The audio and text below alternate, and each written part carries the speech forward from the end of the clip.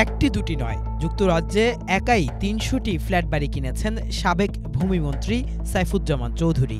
বাংলাদেশ থেকে ৬,০০০ কোটি টাকা পাচার করে দেশটিতে এমন অঢেল সম্পদ কিনেছেন শেখ হাসিনার ক্যাশিয়ারেরা। সম্প্রতি ট্রান্সপারেন্সি ইন্টারন্যাশনাল ও ব্রিটিশ সংবাদ মাধ্যম অবজারভারের করা এক অনুসন্ধানে এই তথ্য উঠে এসেছে। শনিবার এই অনুসন্ধানী প্রতিবেদন প্রকাশ করেছে ব্রিটিশ সংবাদ মাধ্যম দ্য গার্ডিয়ান।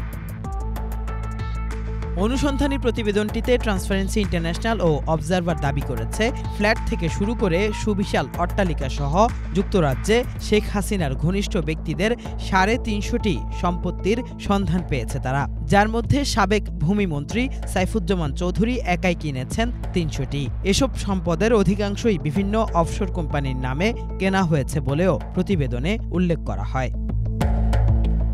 অনুসন্ধানী প্রতিবেদনটিতে যুক্তরাজ্যে শেখ হাসিনার ঘনিষ্ঠদের মধ্যে সাবেক ভূমিমন্ত্রী সাইফুজ্জামান চৌধুরী, প্রধানমন্ত্রীর শিল্প ও বিনিয়োগ বিষয়ক উপদেষ্টা সালমান এফ রহমান, বসুন্ধরা গ্রুপের চেয়ারম্যান আহমেদ আকবর সোবহান, নাসা গ্রুপের চেয়ারম্যান নজরুল ইসলাম মজুমদার ও তাদের পরিবারের সদস্যদের সবচেয়ে বেশি সম্পত্তি পাওয়ার তথ্য তুলে ধরা হয়েছে।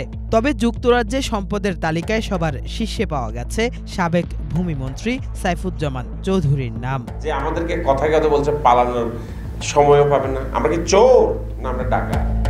যুক্তরাজ্যের ভূমি নিবন্ধন কর্তৃপক্ষের দেওয়া তথ্য উল্লেখ করে প্রতিবেদনটিতে বলা হয়, দেশটিতে সাবেক ভূমিমন্ত্রী সাইফুজ্জামান চৌধুরী ও তার পরিবারের ৩০০টির বেশি সম্পদ রয়েছে, স্থানীয় মুদ্রায় যার মূল্য অন্তত ১৬ কোটি পাউন্ড।